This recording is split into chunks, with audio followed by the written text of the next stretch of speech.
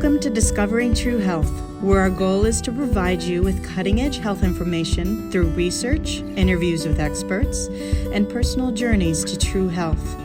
Our message is a message of hope and healing, and our mission is to bring you on a journey to discovering true health, to not only find wellness, but to thrive.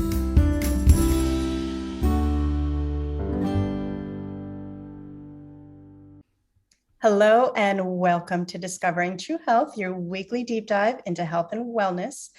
Thank you so much for joining us today. Don't forget to hit the subscribe button to stay up to date on all our upcoming shows. We also have a lot of great information on our website, Instagram, and Facebook. All those links are below. So I have a very special guest on with me today. This is Vanessa Potter. She spent 3 years in an incredible study with Cambridge neuroscientists wearing a EEG cap so the scientists could examine how different meditation modalities affected her brain.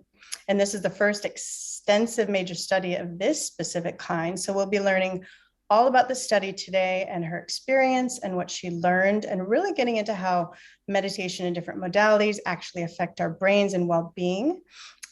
She is also a survivor of a very extreme and rare neurological illness, which was the catalyst for this scientific study that she was involved in.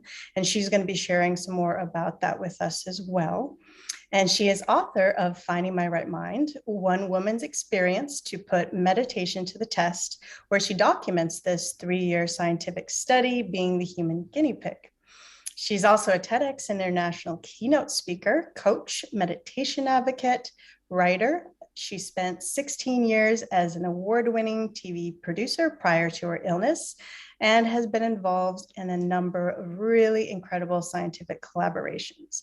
So, Vanessa, thank you so much for joining me today. I'm really looking forward to this. Oh, thanks for having me on. What a lovely intro. There's so much we're going to get into, and I'm really excited. So, let's start at the beginning of this journey. So this kind of happened pretty much overnight. You woke up with this really traumatic and rare life-altering neurological illness. Can you share with us your experience and journey on that day and the days that followed? Yeah, sure. I mean, I didn't know that's what it was at the time. Just to put the context, it was 2012 and I was working as a TV producer then, and I had the perfect gig. I had 2 very young children, and I'd managed to get where I could work part-time and take like a month off. So everything was going really well. I was also running a training company, and yeah, pretty much I went to bed one night feeling a bit strange and woke up in the morning with dizziness, but not kind of normal dizziness, quite frightening dizziness. And so I went off to the doctor and they sent me to hospital for the day, and they couldn't find a thing wrong.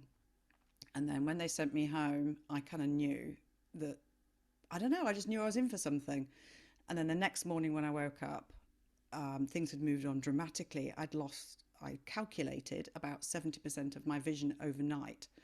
And it was, to describe what that's like, it's a bit like waking up and feeling like you're wearing sunglasses, but of course I wasn't.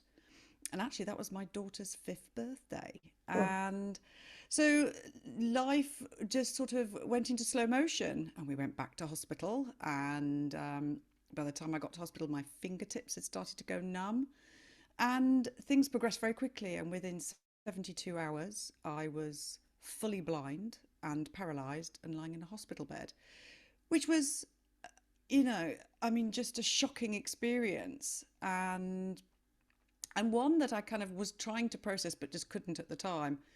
But what I did do is I documented everything from the very first day I went back, because I just knew that this was going to be life-changing. I spent 2 weeks in hospital. My vision very slowly started to return, but unfortunately there isn't like a switch that you just turn back on for vision, and it comes back incrementally in like layers. And so all I saw initially was like this embryonic world, which was just made up of clouds. In fact, my blurry back screen, I was thinking about that when I put it on, is, if you can imagine that just as clouds and grey, I was that's kind of thinking what that. I I was had. wondering if that's how it. Yeah, Oh, it's quite a useful right. useful descriptor. Imagine So everything looks like your back screen right now. yeah, so everything looks like the back screen. I mean, not even as much as the dark and the light, just like a blur. And Wow. then over days and weeks, there would be some differentiation in contrast, which is the difference between light and dark. And then a few lines would start to appear, and acuity, which is the sharpness and how detailed we see things, that took a long time. And I had no color as well, and everything was in 2D. So it was a very strange world to live in. And because of my paralysis, I had it in my hands and my legs. I couldn't walk, I couldn't feed myself. So I was entirely reliant upon my family to look after me pretty much 24/7. Wow. And so I was sent home after a very short time, really, after 2.5 weeks. And I was legally blind and walking by then, just hobbling like a few steps with a stick. And that's kind of where everything then kind of started in a weird, sort of strange way. And I was determined to get myself better because I hadn't been given a very sort of clear or particularly good prognosis. They just went, we don't know. you know, we Wow. hope you'll see again. But I had two small children and they needed me. So, it was needs must. And that's where I learned that you have to take it literally one step at a time. And if I did 3 steps and the day before that I'd done 2, then the whole house would cheer. We championed the tiny, the small. And that's what we learned to do, was to take it really steadily. And over time, I learned to walk again. And I started walking around the local streets and the parks. And I would talk to everything. And that's where all of this started, this curiosity. And that's what came in. And curiosity was kind of my shift, because I remember standing at the top of a local road. We've got a lot of hills. I live in an area called Crystal Palace, and there's lots of hills around here. And I remember standing at the top with my stick, and I was legally blind, so I couldn't see the street and the roads in front of me. But weirdly, I could see a shift in sunlight, and I knew there was one of those kind of like, god lights that you can get. You see them in movies. And I remember looking at that going, right, I'm going to make a choice right now, making a decision. And this is my life and my future. And this is not going to be the thing that stops me. It's going to be a springboard. And I literally had that decision. Oh, beautiful. And the second I made that choice, it changed everything. And I became this crazy lady. I would talk to lampposts, to gateposts. I was trying desperately to stimulate my vision to come back, stimulate colour. My friends got used to me being the crazy lady talking to bins. But I knew I was helping myself. I did experiments at home. I put a shower gel bottle in a certain place in my bathroom, and I looked at it every single day. And that diary that I did, an audio diary, I recorded everything. And I was amassing this huge amount of data that I kind of knew eventually somebody would be interested in. I didn't have a science background, but I started to think that maybe I could tell this story through science. And that's what eventually led me to Cambridge. And I banged on the door there and said, you got to talk to me, because I'm the crazy lady that talks to lampposts, but I've got a story, and I think I've got some data you might be interested in. And I was very lucky because I met the right scientists, and they went, you're right, we would like to talk to you. So that's kind of where the collaborations then started. But that took about 2 years. Wow. It was a long journey to get to just that part. Yeah. And the determination and your willpower and your decision. I mean, really, you made that decision, and that's powerful. What now, you also used some tools that you had learned previously in life to help you cope through this terrifying time. I couldn't even imagine just suddenly being completely, everything's dark, you can't move, you can't see. What types of tools really helped you out during that time? So this was basically my mind. When you are stuck in a hospital bed, it very quickly becomes apparent that the outside world can't help you. You've got to help yourself. I mean, of course, the doctors were amazing in Britain. We have the phenomenal NHS, and I was looked after extraordinarily well. But nobody knew what was going on, and they can't control how I feel.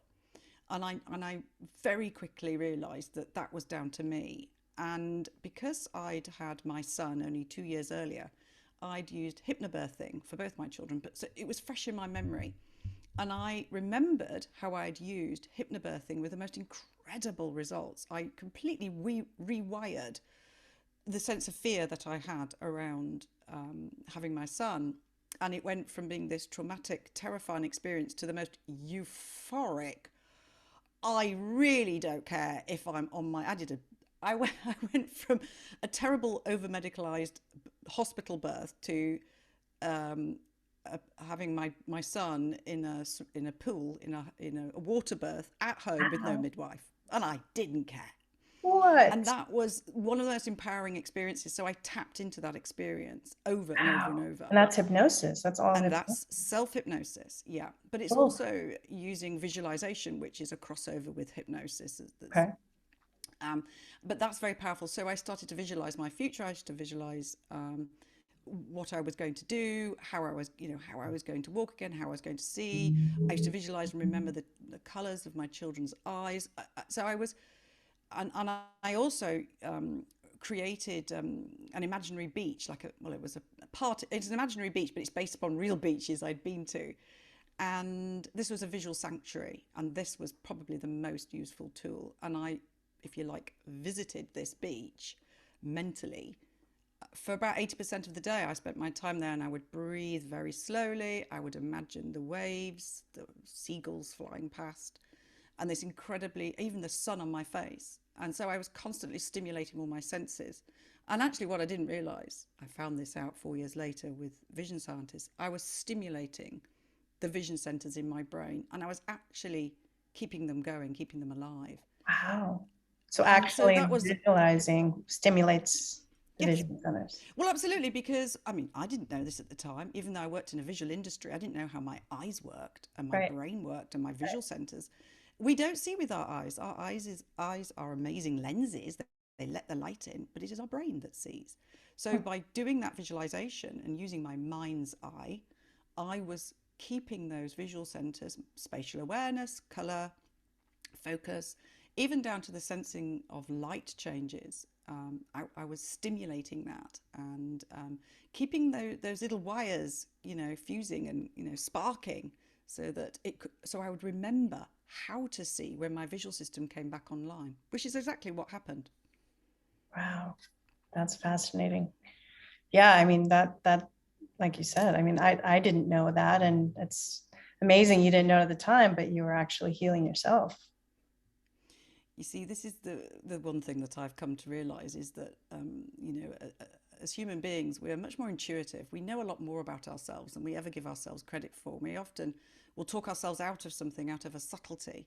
And in those days, I learned to listen to those messages, those more subtle messages, the constant chattering that your body does, where you might have a gut feeling or you might have a sense of something, but you can't exactly explain it. Those were exactly the senses I followed. They became my lead because my two dominant senses weren't there. So I had to rely on other senses to interpret and understand the world and therefore function in it. And that's what I went on to research, because I was like, well, I got to understand this more, because this is wild. Why do I feel this way? How can I, for example, I can give you a good example of this.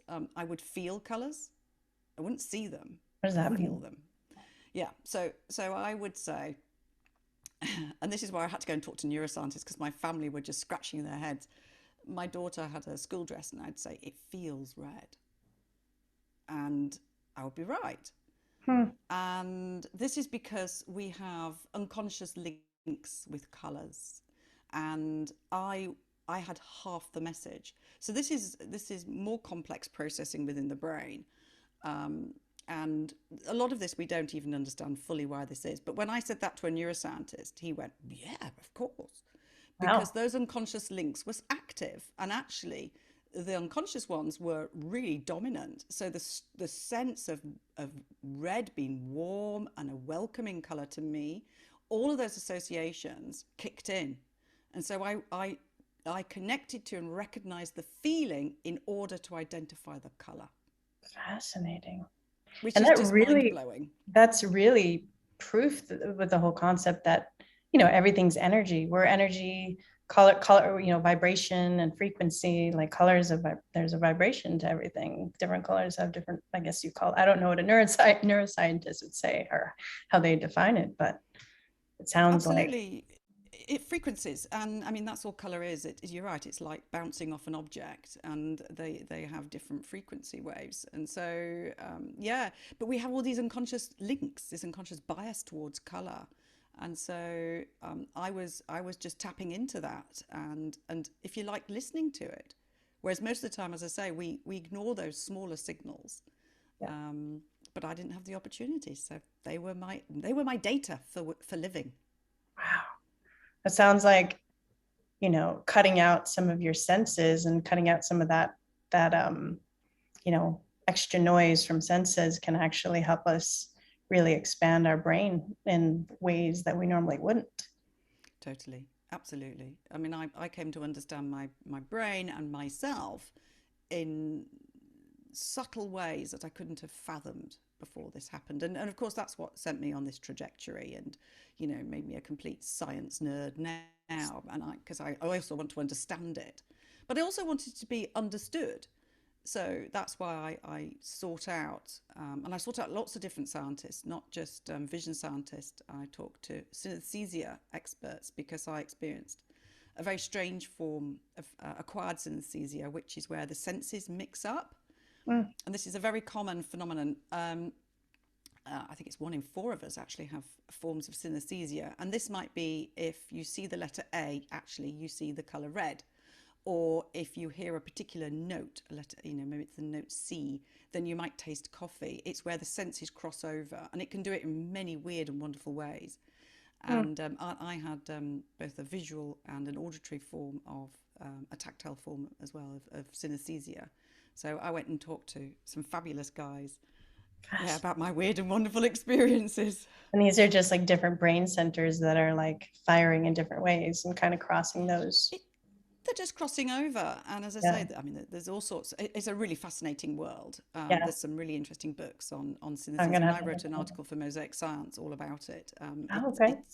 It's kind of a bit mind-boggling. It's kind of beautiful and wonderful. Yeah, I love synesthesia as a subject. It's fascinating. I'm going to read this article and look into it. And I'm going to post this article below because I'm sure Yeah, I'll everybody give you a watching is link. going to want to check it out too. All right, so let's get into the science because this is all Yes. really exciting. Now, this harrowing traumatic event led you to collaborate, like you said, with the Cambridge neuroscientists, where they recorded your brain using EEG while you explored 10 different ways to train your mind and improve your life. So, can you give us kind of an overview on what the study entailed and what the data gathering mechanism looked like? Because that's fascinating that you and your team established, and then also what the 10 different mind training modalities were that you explored. Okay, I'll try and condense my book into I an know. answer. Just tell me everything in your book. Just all of it, please, Yeah. now. We have to just slightly rewind as to why I did this. So at that collaboration moment with Cambridge, when I went to see them and said, look, I've got interesting data, and I basically had created a neuroscience exhibition, and I was fascinated at the power of the mind, and I'd use visualization and self-hypnosis and breathing techniques to change the way I felt. So I had a physiological impact, and I wanted them to record my brain while I was doing that.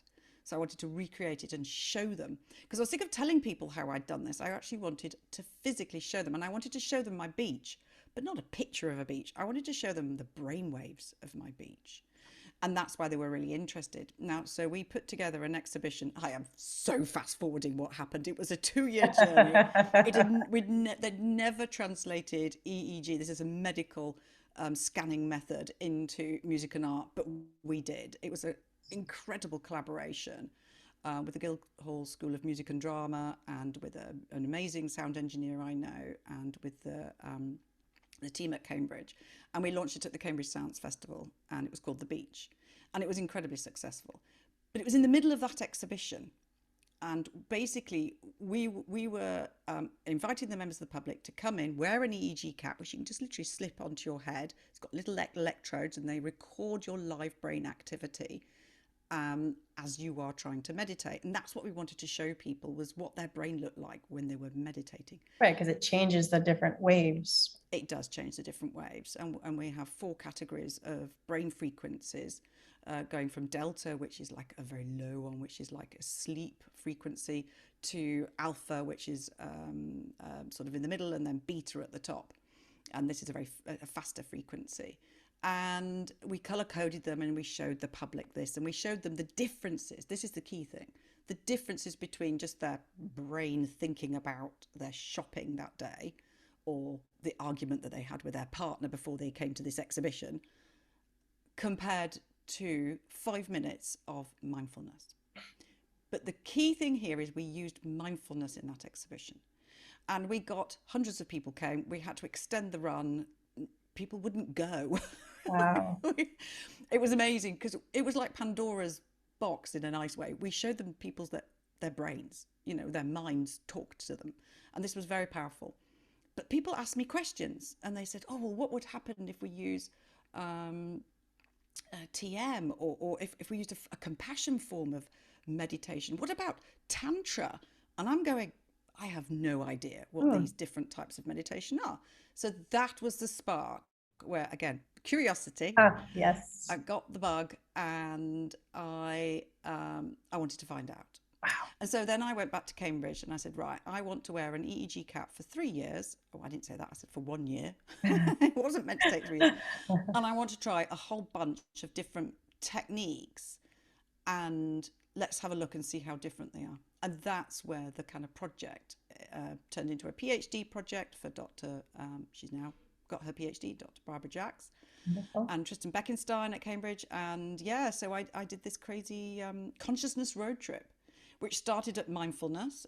We used MBCT as the first one. That was kind of like a standard kind of a groundwork sort of method. And then I tried lots of different techniques, from compassion, loving kindness, to Kundalini yoga, Vipassana.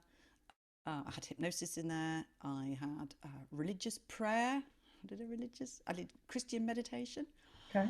I did, I'm trying to remember them all now. I ended up doing breath work as well, transformational breath. So I did all these different techniques, and I ended with psychedelics. And That was pretty cool. yeah, the psychedelics one. I was like, they said at the very beginning, you should consider psychedelics. I was like, no way. Like, 3 years later, I am in Amsterdam with an EEG headset taking psilocybin. Incredible. So, yeah, yeah. we just did a show on psilocybin, so I was so excited to read that chapter. I was like, oh, this is gonna be Yeah. And it's probably, it's kind of, for some people, it's exactly what they might think. For others, it's totally not. I mean, and it's important to differentiate. This wasn't me, going to a big party and taking party drugs, recreational drugs. This was an entheogen as a modality to kind of heal. I was taking it in a very therapeutic sense. Yep. But in terms of to answer your question on the technique and the study itself, the whole point of this study was to ask the question. And the question, because every study, every hypothesis, you start with the questions. And this one is, what actually goes on inside the head of a meditator? And that's what we were all curious about, because we knew that these styles and techniques were different. But let's face it, if you've got 10 people sitting in a room with their legs crossed on a meditation cushion, meditating with their eyes closed, you have no idea what is going on inside their heads.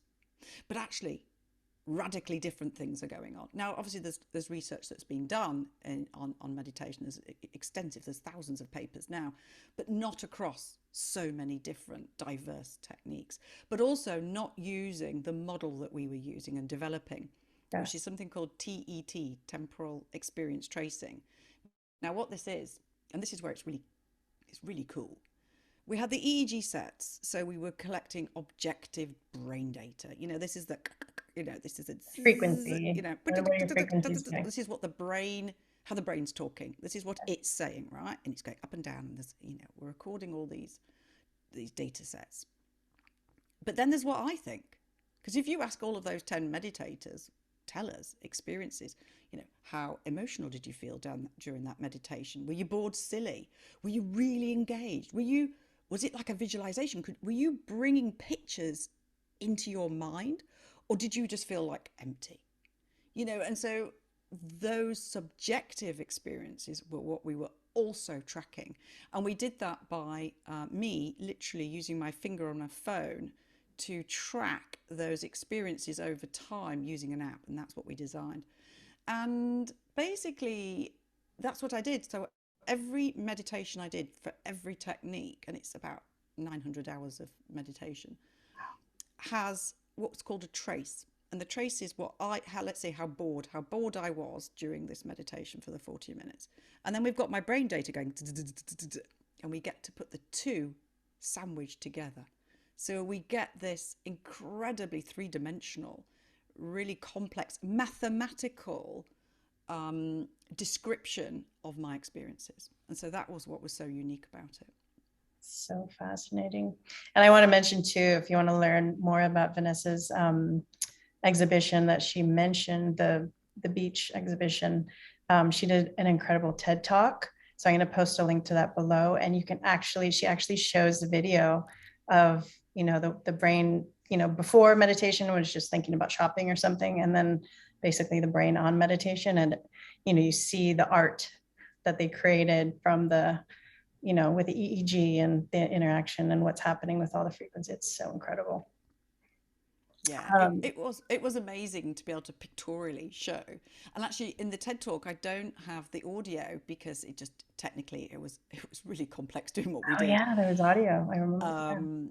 The audio was hilarious because people would come, and my sound designer friend created what we call sound beds, so like little sets of musical notations to represent each different brain state.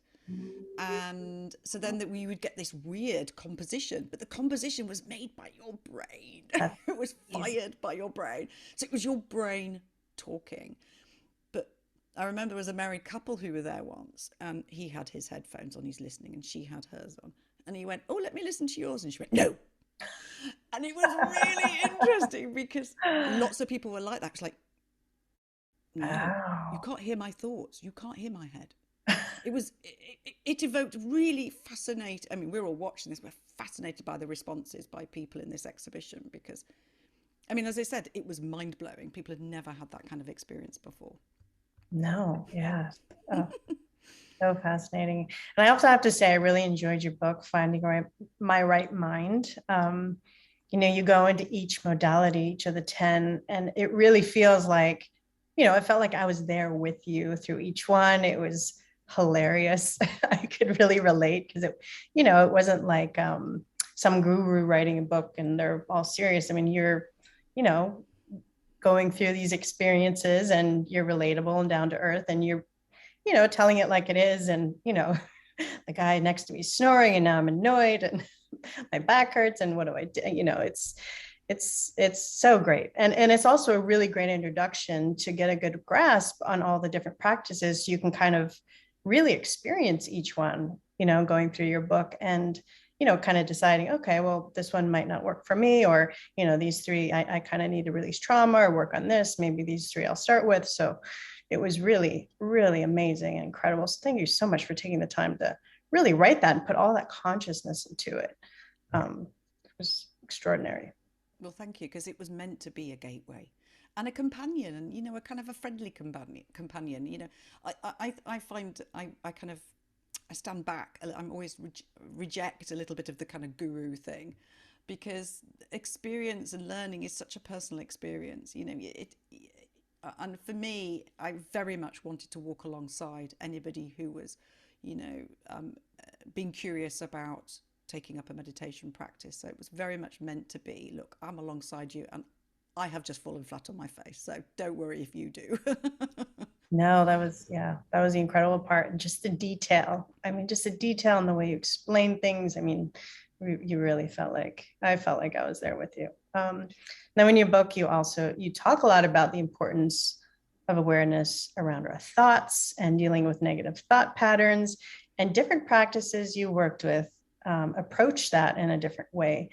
What are some of the things you learned around this topic, and what are some of the tools that you really resonated with, that you found most helpful to kind of get a handle on negative thoughts and an overly chatty mind? Because I think, thoughts are a kind of the mind, that quieting the mind is kind of a good place to start with self mastery.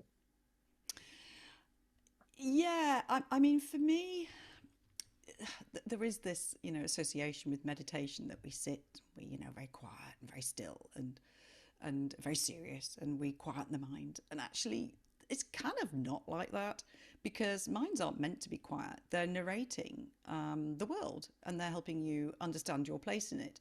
And they are egocentric. That chatty mind is our ego mind that is constantly putting us at the center of everything. And so, first of all, it is the recognition that that is the case. That there Right. is actually this narration constantly going on Kind inside of the mind. awareness, be aware of it. And he listened, like be able to be like, okay, I can hear it all. Yeah, and actually, self-awareness for me is it's a very easy thing to talk about, but actually, you could spend most of your life just dealing with the self-awareness part of a contemplative practice, because that self-awareness has many layers to it. And for me, I suppose the first awakening to the cognitive part of the brain, the thinky brain, was MBCT, mindfulness-based cognitive therapy, because of the beautiful way that it's partnered. And Kabat-Zinn developed, well, he developed MBSR, and then the Oxford neuroscientists in the UK sort of transferred that and adapted to create MBCT. And the brilliant thing about this is it teaches you meditation practices, a combination of them, obviously dominated by mindfulness, but it also introduces you to yourself and that chatty mind, and to see also perhaps how it can be disruptive. But also, that was the first time I learned, to be tolerant of it. Now, that's really hard, and I wasn't tolerant at all towards it. That kind of, sort of self-recrimination and why did you do that? But what I started to see was how sticky thoughts could be, and how, a situation would happen and I would replay it. And that was just, really interesting data for me. It's very hard to suddenly change that. So the self-awareness thing, like I say, you can sit on that sort of step if you're on a journey, on that paving slab. You can stand on that paving slab for a long time, just figuring out the fact that your mind does this. And the practices all offer different approaches to this. So, for example, loving kindness, which is a compassion-based practice, a Buddhist practice, is all about the tolerance part of that, that understanding of that we do this, and the conversations you might have with yourself. And then you've got practices like Tantra, and I followed the Green Tara practice. And this was fascinating because this was about a very dominant, sort of feisty, incredible deity, a female deity who she rocked. I mean, she was like Yeah. a real kind of feminist, and that was very sort of empowering in a very sort of female way. So they all offered, and you've got crazy practices like Vipassana, which is called insight meditation, and that's where you go to a retreat for 10 days. You meditate, well, it's 11 days actually, Was a lot. and you meditate just all day long. I don't know how you So made it through that one. Wow. yeah, well, neither Yeah. do I actually. Sometimes I did feel at times I was going mad, and so you really have to have, you have to change the relationship to that inner narrative, particularly doing practices like that. They're quite hardcore, and it forces you to do that. And but I don't think you quieten it. You change your relationship to it. Beautiful. And for me, it was helpful to do two things. One, to take a step back from that. Um, Distancing is a really helpful way of doing that. But also understanding the multiple realities. I think that was still one of my biggest awarenesses, because we're so egocentric and self-referential. We think that our view of reality is right, Yeah. and that everyone else's potentially is wrong, or there is Nope. just This mine. is what happened. I was Yeah, there. Yeah, and actually, just understanding there are, how many people, 6 billion people, there are 6 billion realities. um that's quite a sobering thought, and I had to sit with that for many months. And I Yeah. still work on that. I think I've got it now, actually. And actually, it's a huge relief, Mm, why? because you don't have to have the responsibility of your reality being the only one, which means you can adapt and be open to other people's. And sometimes when you have that, anything for me that is about opening, not contracting, is good. And it makes me feel much more relaxed and positive, and it opens my opportunities in life. And that's a classic opening, not a contraction. And I think if you go through your life and look at and say what opens, what contracts, considering that it's only one reality, is a very contracted view. Considering that there are many multiple ones is great, because then there's opportunity to see situations in a new light, and maybe a much better light. And Yeah. maybe things aren't as bad as you thought, because there's other realities. So it's a good thing. Oh, I love that. You can let yourself off the hook a bit and, look at things in a different way. Totally. And actually, a meditation practice is exactly that. It's exactly that. Letting yourself off the hook that we all hang ourselves on, that society, Ew. insists that we do. Yes. Oh, now you talked about compassion and you went to so you worked with specifically compassion modality. And compassion is so vital to really finding peace and harmony in our lives and in our world. And especially now, I feel like we could all use a lot more compassion. What are some great tools, in your opinion, we could all kind of implement that you learned from your practices to cultivate more compassion in ourselves? So I think the first thing to say about compassion is it's really hard work. That was the first wake up call for me, that actually a meditation practice is a little bit like taking up a new sport, if you like. And if you were going to take up compassion, then that's like you've just jumped into doing triathlons or Ironman. That's not a jog around the park, Correct. because it requires an introspection that's uncomfortable. And if you think about society, think about social media, think about our entire lives, the algorithms that control us, they steer us away from anything uncomfortable. So we kind of don't like it. And it's, of course, human instinct to survive. We don't want uncomfortable, awful things. But sometimes that's actually where the development, that's where the truth lies, and it's where your growth probably is. So compassion can take you towards very uncomfortable places, and you have to be willing to do that. So when I first started it, I had obviously a very severe illness, the residues of PTSD. And when I did the practice, and how loving kindness works, you basically repeat affirmations, and affirmations are just simply statements. So these are positive statements, and it's about offering just a friendliness. It's not about loving other people. It's just about wishing people well. Just saying, I hope you're all right. And that's all you have to do. But you start with yourself, and you say, may I be well. And you can change the phrases to suit yourself. You can have them as secular as you like. Maybe I just feel cool. Maybe can I feel happy? And then you emanate that out, and you say, could you feel happy? And you think about somebody you love, and then you go further out. You go to someone you kind of not so fussed about, like a barista, or the guy in your local supermarket. And then you go further and further out, and you end up with somebody you don't like, which can be very difficult, and then the whole world. And it's kind of cool. But starting with yourself, and even the people I was close to, I was doing this, and you're supposed to generate these feelings. And there was nothing. I was numb. Wow. And that was a sledgehammer, because you can't escape from the inside of your own head. And that was deeply upsetting, because I realized how much of a veneer the illness and my life, and busyness as well. Busyness is really the opposite of compassion. Right. If you're too busy, you can't be compassionate, because you don't have time. You don't make time.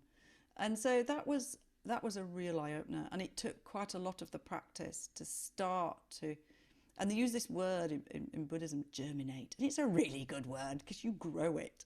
And the thing is, it's there. I knew it was there. It was just buried. Hmm. And so I had to kind of dig it out slowly. But the great thing is, you feed these things, and this is repetition. The more you do it, the more it grows. And there was this eventually this overwhelming flood of compassion. And then I kind of went the other way a bit. I just became like just compassion oozing out of me. And I gave some instance in the book where real things happened, and I was like, why are they happening now? And it's because I just opened up, and we're sensory beings, and other people feel that. And so that was a really powerful practice for me, and that's kind of, it's lingered, and it's something I'm constantly reminding myself of. That was the really big kind of, oh my goodness, what have I got myself into doing this meditation, wishy-washy woo woo nonsense? No. Yeah. You're seeing results. Things are happening. Yeah, this is real. Yeah.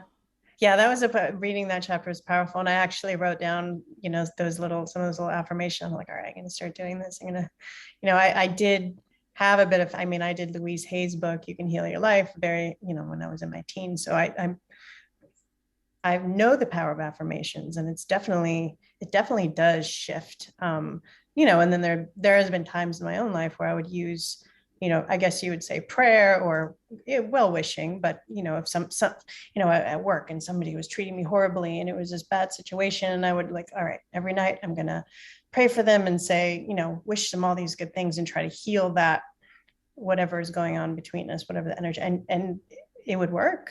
Like it would take time, but I would start seeing these, shifts, and because you're shifting yourself out of anger, and and like you said, everything's frequency and energetic, and it's incredible. And it's the contraction, open, and Yes. compassion is a classic one for that. And you're absolutely right. Weirdly, compassion needs foul, awful people. It needs terrible things to happen to you, because you try and go and be compassionate, and put that towards somebody you like. It's like, well, that's easy. I like you Yeah. already. Yeah. You That try work. with somebody that's been awful to you. It's got to have something to bounce up off against. Right. And so actually, you get to practice with. So it's great. You consider awful people as great practice for compassion. Like they say those are your teachers. Those are bettering you. Yeah, and I always think, I roll my eyes a bit when they go, "Yeah, they're your teachers," but it's true. And I think I say that. Compassion needs awfulness in your life, and we all have plenty of that if we look. And so actually, there's opportunity there to Yes. really nurture the compassion. And the thing is, when you do become more compassionate, the world changes around you. People respond to you differently because you Yes. respond to them. And it's such a brilliant feeling. And it's, again, a sense of relief, because anger is exhausting. Mm-hmm. Whereas compassion is open, Okay. expansive, energizing. It's all good, but it's hard work. Yeah, I love this whole concept of opening or closing. That's a simple kind of thing to remember, and an awareness to have. But yeah, that's beautiful. So we can all, take our nasty, mean people around us and use them as our opportunities to, what is it, cultivate, or what's the word? Yeah, cultivate Germinate. kindness. Mm. Yes, cultivate our compassion. And the really good thing to put onto that, anybody who's rolling their eyes and being very cynical, is you can fake it first. Ah, So this is a really cool thing. And in the book, I have an instance where I have a really awful experience at work. It's always at work, isn't it? yeah, yeah. And I go on a Buddhist retreat, and this was years and years ago with my husband, and I was totally cynical, and I hadn't done an awful lot of work on myself or any in this sort of spiritual world. And a lovely young monk said to this about this awful person, go and offer loving kindness. I'm like, I want to go punch her in the face. Why would I do that? And I made myself do it in work. And it's absolutely everything that happens that I write about in the book is completely true. I went in and I forced myself to love her. Even though you To weren't feeling it, but It you didn't just, matter yeah, because the intention was there, right. and I faked it to begin with. And then this the most extraordinary thing happens, and she completely changes towards me, which of course makes me change towards her. I Right. ended up being invited to dinner. I was like, how have we got to this? Wow. And that was because of compassion. So it's a game changer Yep. if you use it. Mm. Yes. Oh, so beautiful. Everybody needs to read this book. I'm telling you, it's so fascinating. Now, in one of your chapters, you also talk about how one of the components in one of the practices, which I thought was so fascinating too, was not labeling things like pain or anxiety. And how has that tool helped? And what were the effects that you experienced from using that tool? So this is possibly one of the most useful tools, and you don't have to have any kind of spiritual practice for this to be effective. Um, with, again, as those associations, and particularly semantics with language, if we say something is pain, then the body has a set of triggers around that and it will associate with it. Now, this actually, you can track this back to a particular practice called Vipassana, which is about observing the body and observing all this, what they call the sensations of the body. Now that can be anything, like I've just brushed my hair away. I was doing that because there was a little tickle from my hair. You know, if I'm sitting here, I might feel a slight itch on my foot, which might be slightly irritating, you know, and if I go, it's irritating, then I will feel irritated. And you can do this with any sensation, from a niggle in the stomach to a tickle to an itch. And with Vipassana, one of the things you do is you, again, to use this word, cultivate, you cultivate equanimity. And when I first went, I'm like, yeah, I know this word, but what does it really Yeah, what mean? does equanimity What is mean? it? You know, this is one of those annoying spiritual words that everyone Yeah. uses. And this is why I really go into things like this in the book, because we can get very hung up on spiritual language and it can be really confusing. So Mhm. all this means is not reacting to it. So just going, it just is. And rather than going, it's pain and itch, uncomfortable, annoying, um, you just go, it's a sensation. It's a bodily sensation. And what happens to sensations? That little tickle, it goes. Mhm. Most things in life are temporary. And again, this comes into Buddhism a lot. This idea of everything is just constantly temporary. It's always changing. So you can go with the fact that it's probably going to pass. And once you get that into your psyche, all you do is that, so I do it. My classic now is, like everybody in the world, I often, well, actually less so at the moment, but I've had plenty of times where I've had a wake it in the night, you know, the sort of the gut punch of worry. I've forgotten something. This is going to happen, you know, catastrophizing like we all do. But if I get that feeling in my tummy now, I go, it's just a sensation. It's Mhm. just your body doing that. And it's like, it's the best tool in the world. It's like a dream. It just goes, oh yes, and it goes instantly, and it Wow. works every single time. And it's one of the most powerful tools. But you have So to good. train, and this is classic mind training. So I did do 10 days, 11 days on a Vipassana retreat, and I trained my body to be able to do that. And so I have, and actually I knew this technique before I went and did Vipassana, but I think Vipassana certainly really embedded this idea of equanimity and being able to just, and again, it's part of distancing. It's taking a step back and going and looking at it in an objective way, not in an emotional way, because we attach emotional labels, you see.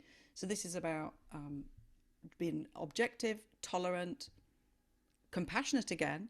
Just going, it's a sensation. It's just your body doing a sensation. It'll go, like the itch on your foot. And it really works. I love it because it really works.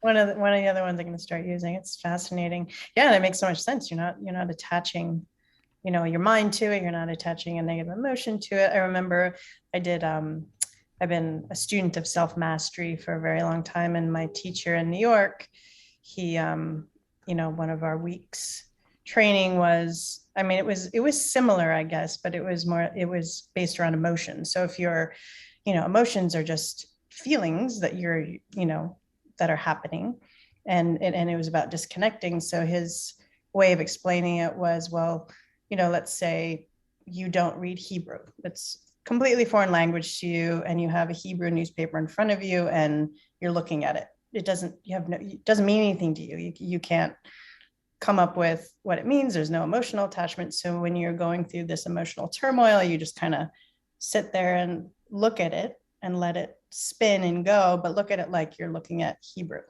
Yeah. So you're not like attaching to it, and you allow it and you allow it to go and go. But, so I would try it, like, my boyfriend at the time wouldn't call me and he was annoying me, and I would, have this anxiety and stress, and I would just sit there and, be like, okay, well, this is there, this is happening, but I'm just going to look at it like it's some foreign language and I'm not connecting with it. Yeah.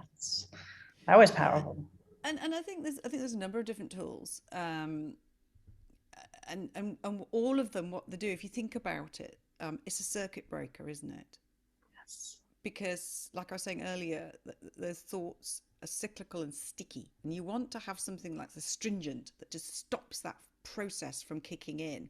Because the cycle and the spiral, once it happens, it's very difficult to stop that Yes. because it gathers speed. Like this So loop. all of these, oh, yeah, they're circuit breakers, and they're very effective if you get them, if you train your mind to do them as a response instantly. So actually, sometimes what happens now is I'm almost starting the response as it's happening. It's so fast because I've trained my mind to do that, and because it knows the score, it knows what we're going to do, and it knows that way we'll go back to sleep.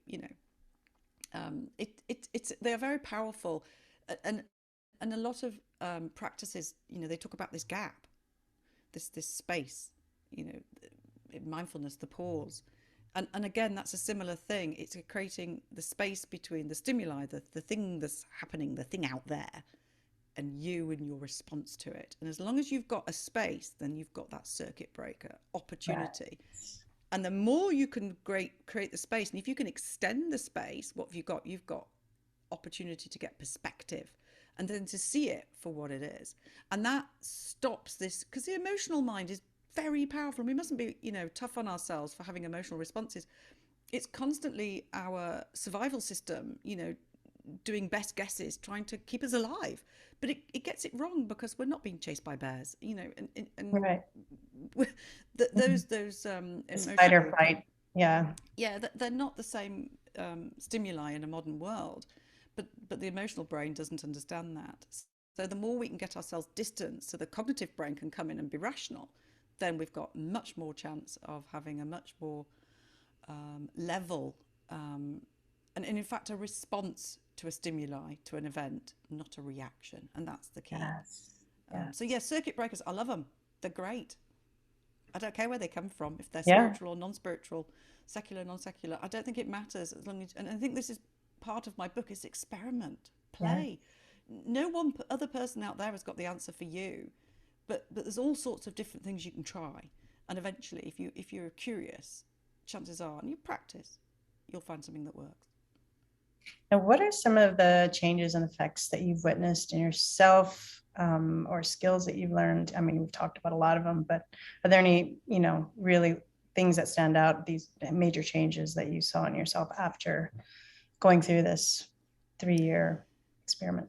Yeah, I mean, it's funny because you have to ask other people that. Right. Yeah. Family, It's, your friends. Did I? yeah, it's the kids. I go, "How's mummy these days?" And my daughter went, "Yeah, you don't shout as much." And so I think she's right. My reactivity, whilst I will still lose it when they've lost their coat or they've just rung me up saying they've forgotten their school books again, and but my recovery from that, my response, and my ability to not weave it into a story and to Right. just circuit break it is Got much that much better. space So now. so the reactions will still happen, and I still get annoyed, but I respond much more levelly, and it's over. Right. And so that, I think I used to spiral things a lot. So that's one thing. So reactivity, but for me, it's the personal tools. Like in the middle of the night, being able to, I can get myself back to sleep now, and that is, oh my god, because sleep is Mm, a really big issue, and it's something I tackle in the book, there with and you. I Yeah. yeah, I try a few things. So now I feel, and I've had it tested over the last few years with different events and different things, and I've got some pretty good tools, and the this distancing, the it's just a sensation mantra, and a number of different practices. I love a body scan. A body scan's so brilliant. And also, what happens the more you practice is that your body goes, aha, I know what we're doing. Right. So it becomes conditioned. So you're creating a set of habits and a set of conditioning where your body knows that things are going to be all right. It knows you're doing something for you. And so that conditioning now is really powerful. So if I have something happen in my life, my first go-to is I will go upstairs and I will use a different meditation practice according to what I need. And because I've done so much experience, had so much experience in so many different techniques, I can take a bespoke approach to that now. So I tailor what I need, which is quite Beautiful. nice as well. Yeah. Yeah, and so I would never give it up. I mean, it's just part of my life now. It's my resource. It's my inner resource, and that's even using things like the breathing. So it's a combination of different things. But yeah, once you get your recipe, your mind recipe, it's a very powerful place to be. Yeah. I'm going to have to look more into that body scanning because it sounds fascinating. Yeah, there's different types. Body scanning, I mean, not everybody likes a body focused practice. And a body scan, for those that don't know, is literally you work your way incrementally up the body, often with a guided track, and you are just investigating how each part of your body feels. And if you do something called progressive muscle relaxation, which is kind of like it's like the gym workout of body scans, because you tense and then relax each part of the muscle, which is a very good one for children. That can leave you feeling very, very relaxed. So that will often be in the middle of the night. If I'm struggling, I will start with a body scan with my feet. I rarely make it much further than my hips, and my body goes, oh yes, you're Yes. doing that relaxation thing. Relaxed. We can go to bed now. Yeah, that sounds incredible. Now, what are the few of the scientific findings from all the data you gathered from your meditation discovering experience? And how will the neuroscientists be able to use your study in the future? So there is going to be a paper being published Wonderful. in the next few weeks by Cambridge, by Ah, Barbara Jacks. And that's very exciting. So that's explaining about the study. And there are some very tentative, because we have so much data. yeah. She's got other groups. She's got 3 other groups of meditators, and then there's all my data. So there's a massive amount, and they're going to be going through that for years.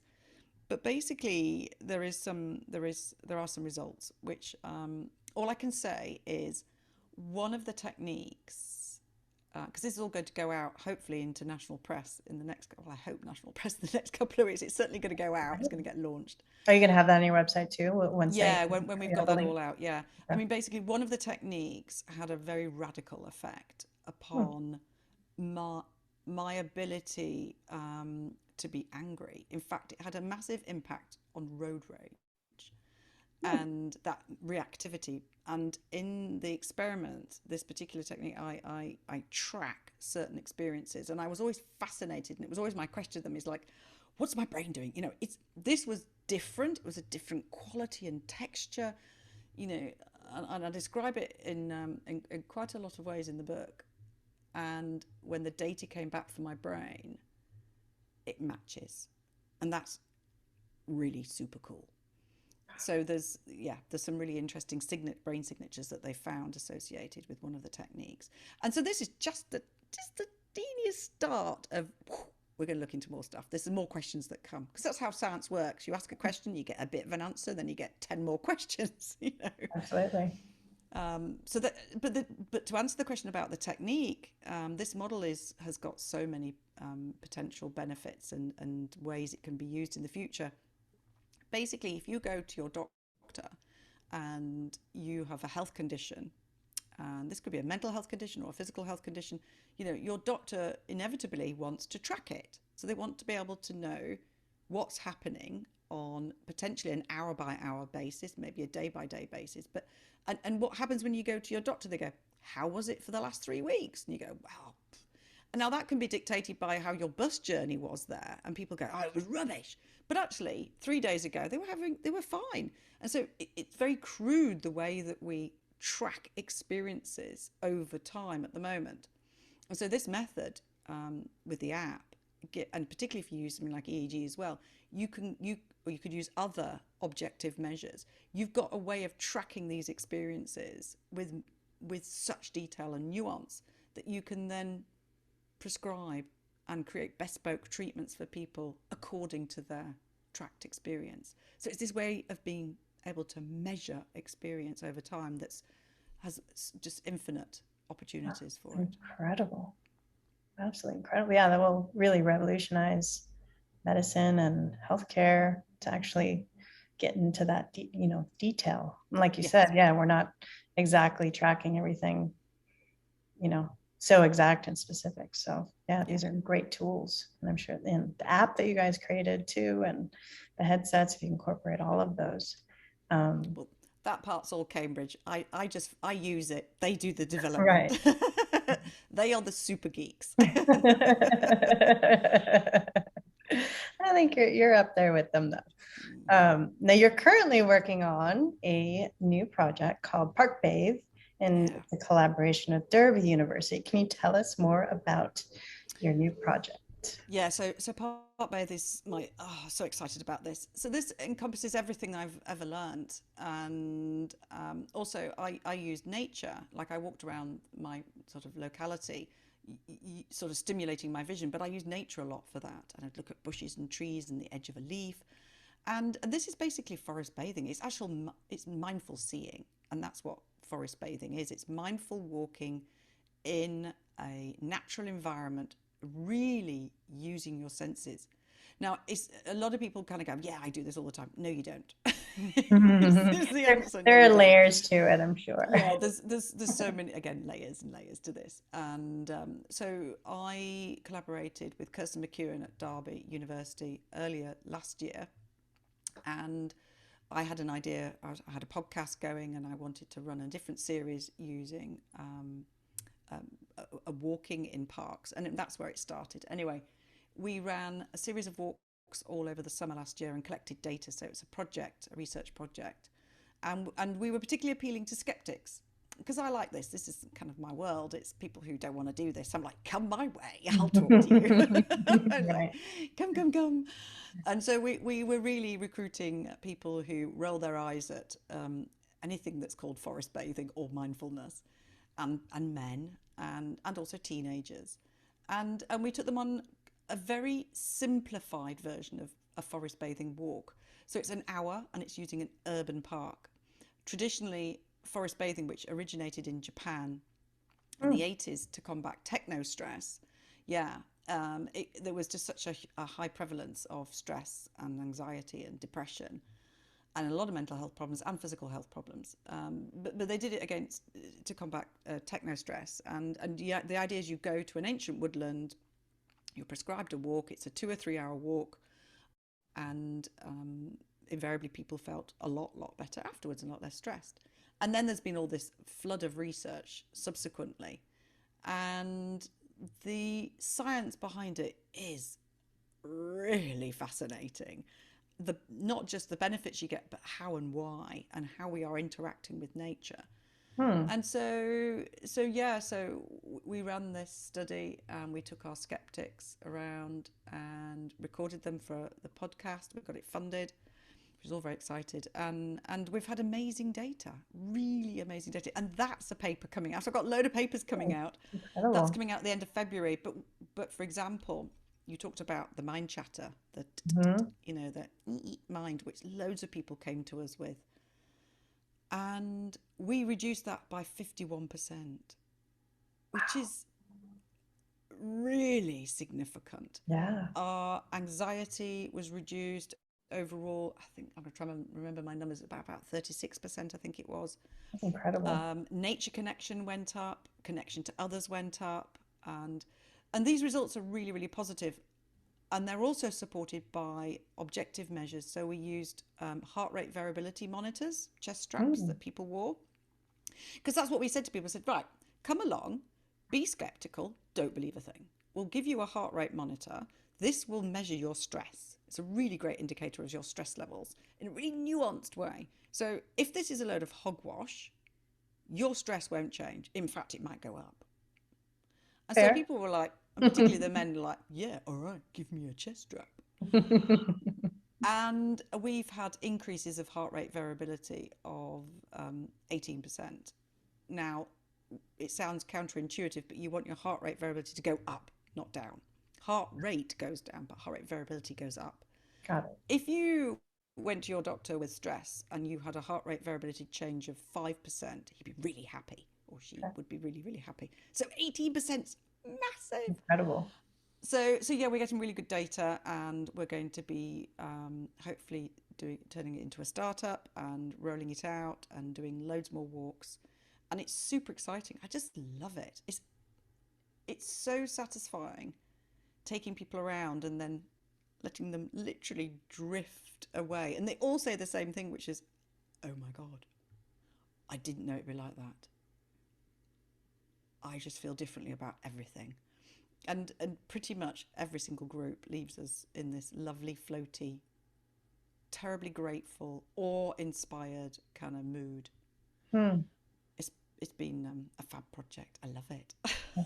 So exciting. Beautiful. And the science sounds incredible. And I have read a little bit here and there, science of, the benefits of being in nature, physiologically, how it affects our bodies. But do you have all this type of information, the science and everything on your website? Well, we have one better than that. We have done a whole podcast series, Oh, wonderful. and Okay. this is kind of a magazine style podcast. Okay. So it's interviews. We've even got the biggies. So I've got Dr. Quinn Lee, who is one of the forerunners, world renowned scientist, who talked to me, and Dr. Miyazaki as well about his research. And these are some of the leading scientists in Japan, and lots of nature experts. And we've got all the geeky science from, how being in nature boosts our natural killer cells, how that can reduce cancer, the phytoncides, but not just phytoncides, are these chemicals that plants emit that actually we can smell. So if you smell a cypress tree or cedar wood, you get that kind of, it's a lovely smell. You can and Mm-hmm. pine, you really can smell pine. Well, those are all phytoncides, and the trees just give these off when we walk around and we smell them. But actually, they're doing incredible things for our immune system, and they're boosting it enormously and in immeasurable ways. So, being in nature, aside from reducing, mind chatter and making you less stressed and less anxious, you're also boosting your immune system. And those immune system boosts can last, if you go for like a 2 hour walk, it can last you up to a month. So you're kind of super proofing Wow. your future. So, you are giving yourself a massive um, boost. And there's loads more science. I mean, that's just the top end. But but also the connection to nature, because Mm-hmm. that's one of the really profound sides to this, is actually realizing that we're surrounded by nature, and trees in particular. My relationship to trees in my local park has transformed. They're kind of my friends now. Yep. My kids just go, "Oh, Mum, will you stop talking to the trees?" Yes, I do But they the love it same thing. really. I talk to the mountains, I talk to the trees. Yes, I'm there with you. What's your podcast called? Because I want to definitely check it out, and I'm sure everybody here does as well. It's called Finding Your Right Mind, Okay. with Vanessa Potter, and the series is series 3, called Park Bathe, and the entire series. So it's got the science of forest bathing with all those interviews. It's got one on the senses. It's got one, I've just got one coming out on connecting with children and nature. That was a really interesting Mm, one. Yeah, so we've got a whole series all about park bathing. It's got the history of the project, how it came about, why. Yeah, everything's in there. beautiful. We'll check it out, and I'll post a link to that below. And I mean, this is something we need to do like globally. I mean, this needs to expand every city, every town. I mean, And it's so easy. And that was what we wanted to do. We wanted to make forest bathing accessible Hmm. and not some overtly spiritual woo-woo practice, which is why we wanted to talk to skeptics, because it is seen as for the elite, for those that can afford it, who can take a day off to go and walk in an ancient woodland, who's got the access to do that. So to be able to do and get the same benefits, in fact better benefits, by going to a local urban green space, that's the powerful model, because that means it's open to all demographics, anybody.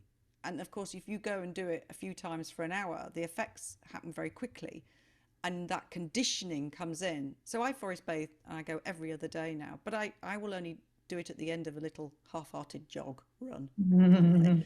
But I do it for 10 minutes. But again, that conditioning comes in. So my body goes, oh, oh, oh, we're doing that nice senses thing. And so you can do small and often. You can go and stand in your garden and do it. You can even look out of a window.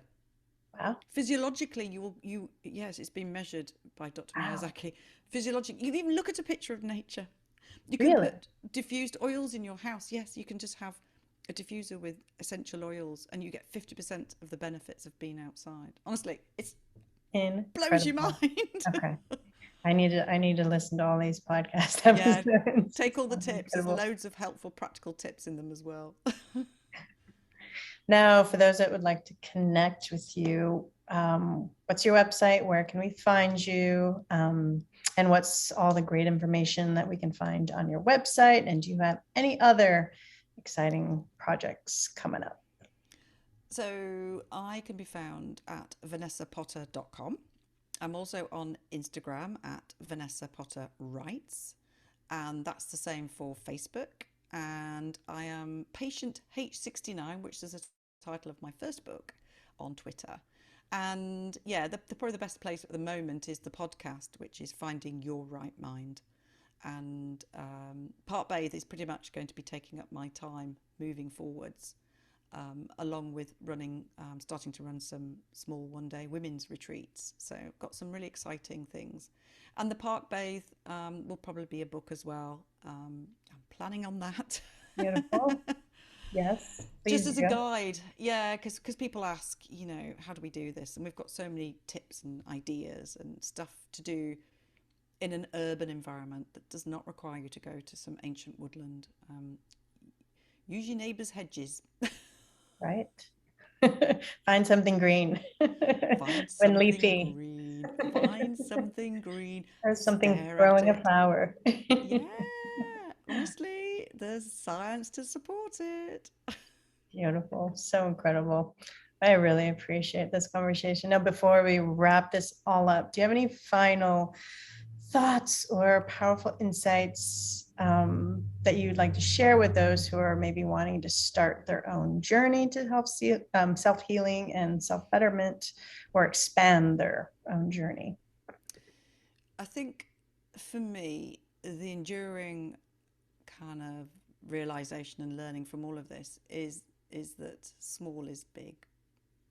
And when I launched my book, I wrote a lot of articles and blogs. And the one thing I think I said over and over, and I will continue to say, is a meditation practice does not need to be some big, scary, massive change in your life.